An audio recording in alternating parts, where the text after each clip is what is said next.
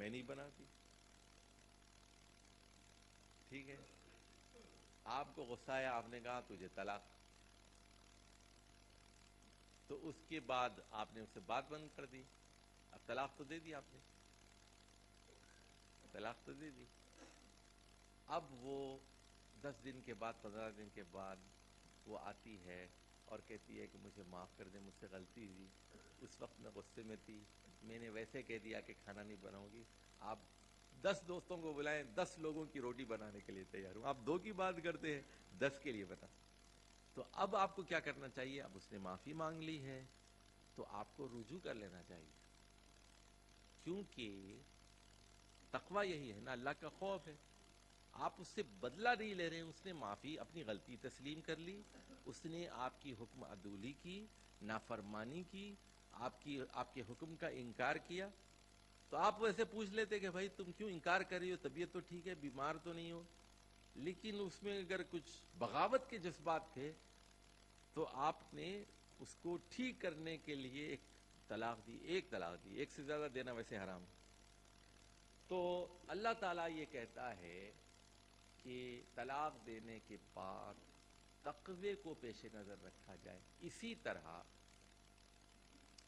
قرآن یہ بھی کہتا ہے کہ اگر تم نے بیوی کو قینطار مہر دیا تھا, قینطار کہتے ہیں ڈھیر, سمجھے, ڈھیر, 1 کروڑ مہر دیا تھا, 10 لاکھ روپے دیا تھا, 5 لاکھ روپے دیا تھا, 100 تولے سونا دیا تھا, 25,000 روپے تولہ ہے, 100 تولے کا مطلب یہ ہے 25 لاکھ روپے کا مہر دیا تھا.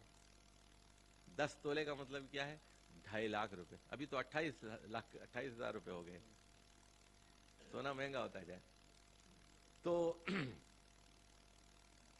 اللہ یہ کہتا ہے کہ اب آپ نے طلاق دے دی, اس کو پہلی طلاق بھی دے دی, اس کے 1 سال کے بعد دوسری بھی دے دی, اس کے 2 سال کے بعد آپ نے فائنل تیسری بھی دے دی.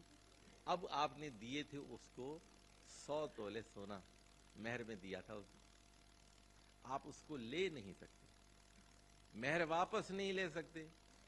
کیسے لے سکتے ہیں؟ آپ اس سے فائدہ اٹھا چکے ہیں, آپ نے طلاق دی ہے, اب نہیں لے سکتے. اس میں کون سی چیز کام آئے گی؟ تقوی اللہ کا. لیکن اگر چال باز آدمی ہے, وہ کیا کرے گا؟ کہتا ہے کہ میں طلاق نہیں دوں گا, اس کو اتنا تنگ کروں گا, اتنا تنگ کروں گا, وہ خود خلا لے کے بھاگ جائے گی, تاکہ 100 تولے سونا تو واپس مل جائے مجھے. تو اس کا مطلب کیا ہے؟ آپ کے دل میں تقوی نہیں ہے, آپ جو ہے مفت میں لڑکی کو استعمال بھی کرنا چاہتے ہیں, بغیر مہر کے استعمال کرنا چاہتے ہیں. تو کیسے ہو سکتا ہے؟ مہر کے بغیر بیوی آپ کے لیے جائز ہی نہیں ہوتی. کیسے ہو سکتا ہے؟ مہر پہلے مقرر کرو, پہلے دو, پھر ہاتھ لگاؤ. یہ تو نہیں ہو سکتا کہ آپ جو ہے مفت میں جو چاہے لڑکی استعمال کر دیں. عورت کے حقوق ہیں, بیوی کے حقوق ہیں. اب آ جائیے, قرآن مجید کہتا ہے یا ایھا الذین آمنوا کونوا قوامین بالقسط, انصاف کو قائم کرنے والے بنو. اور قرآن یہ بھی کہتا ہے وَلَا يَجْرِمَنَّكُمْ شَنَآنُ قَوْمٍ اللہ تعدلوا, کسی قوم کی دشمنی, اللہ تعدلوا, ان لا تعدلوا, اللہ تعدلوا, کہ کسی قوم کی دشمنی تمہیں مجبور نہ کرے کہ تم انصاف کو چھوڑ دو. اب فرض کیجئے ان سے میری لڑائی ہو گئی, ان سے میری دشمنی ہو گئی, میرے پاس ان کا مقدمہ آ گیا, تو میں اپنی ذاتی دشمنی اس مقدمے میں اس کا بدلہ نہیں لے سکتا. وہ میں ان کا کیس سنوں گا, ان کے مقابل کا سنوں گا, انصاف کروں گا. دشمن کا بھی معاملہ ہوگا تو میں انصاف کروں گا. تو یہ چیز کیسے نصیب ہوگی؟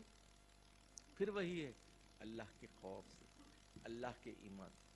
تو دشمن کے ساتھ بھی عدل کرنا تقوی میں شامل ہے.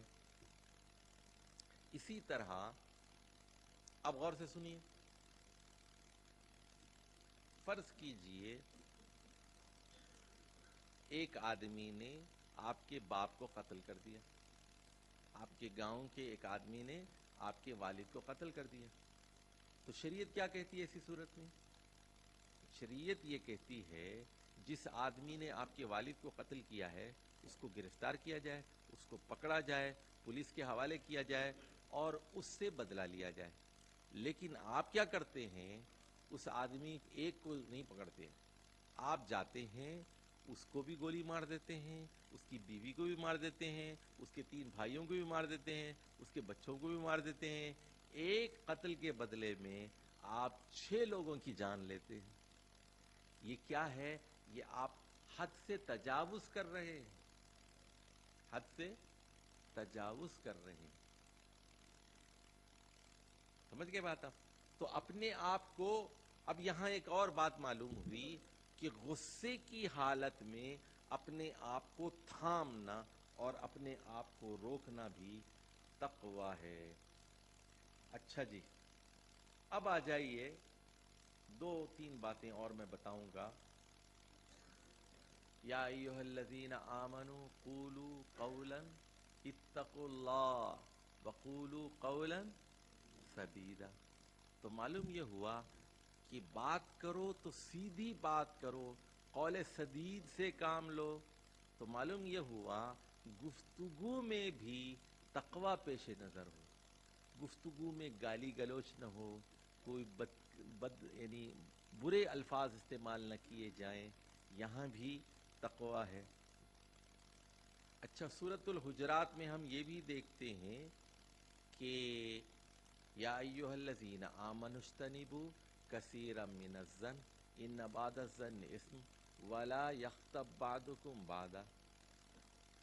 سمجھے؟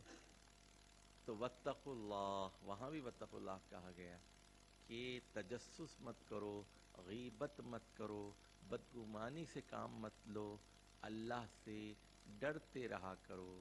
تو معلوم یہ ہوا کہ یہ جو غیبت ہوتی ہے یہ بھی زبان سے ہوتی ہے، بدگمانی کا معاملہ تو دل سے اور دماغ سے ہے، اور تجسس بھی وہ ایک دل کی کیفیت ہے۔ یہ چیزیں بھی اس لیے ہوتی ہیں جب آپ کا دل خراب ہو جاتا ہے۔ اب آ جائیے 2 باتیں اور۔ پہلی بات یہ کہ سیاست کے اندر تقوی، اور نمبر 2 خارجہ پالیسی میں تقوی۔ سورہ توبہ میں، غور سے سنیے، سورہ توبہ میں 2 مسجدوں کا ذکر ہوا۔ مدینہ منورہ کے اندر منافقین نے ایک مسجد بنائی تھی، مسجد زرار۔ یہ اڈا تھا منافقین کا، رات میں یہ اکٹھا ہوتے تھے اس مسجد کے اندر، اور اکٹھا ہو کے کیا کرتے تھے؟ رسول صلی اللہ علیہ وسلم کے خلاف باتیں کرتے تھے، سازشیں کرتے تھے۔ اچھا، اسی کے قریب میں ایک اور مسجد تھی، مسجد قباء، آج بھی موجود ہے مسجد قباء۔ مسجد قباء کے بارے میں قرآن یہ کہتا ہے مسجد اسس علی التقوی، اسس علی التقوی، تقوی کی بنیاد پر یہ مسجد تعمیر کی گئی ہے۔ اس کی مسجد کے بنانے والے بڑے متقی لوگ تھے، اور جو مسجد زرار تھی اس کو گرا دیا گیا، اس کو ڈھا دیا گیا۔ کیوں؟ وہ منافقین کا اڈا تھا، سازشوں کا اڈا تھا، وہاں نبی کریم صلی اللہ علیہ وسلم اور صحابہ کے خلاف سازشیں ہوتی تھیں۔ تو معلوم ہوا کہ بعض ادارے، بعض عمارتیں، بعض انسٹیٹیوشنز اس کی بنیاد تقوی پر ہوتی ہے، اور بعض اداروں کی بنیاد پھوٹ پر، منافقت پر اور نفاق پر ہوتی ہے۔ ایسی عمارتوں کو اور ایسے اداروں کو ڈھا دیا جاتا ہے۔ اچھا جی، اب ایک بات میں آخر میں آپ سے کہہ کر اجازت چاہوں گا، ذرا مشکل سی بات ہے لیکن سمجھ لیجئے۔ سورۃ القصص، سورۃ القصص قرآن مجید کی 28ویں سورت ہے، اور یہ فرعون کے بارے میں، پوری سورت قرآن فرعون کے بارے میں۔ تو اس کی ابتدا میں ہی کہا گیا ان فرعون علا فی الارض، ان فرعون علا فی الارض، فرعون زمین پر بڑا بنتا تھا۔ اور اس سورت کے آخر میں 83 نمبر آیت میں کہا گیا تلک الدار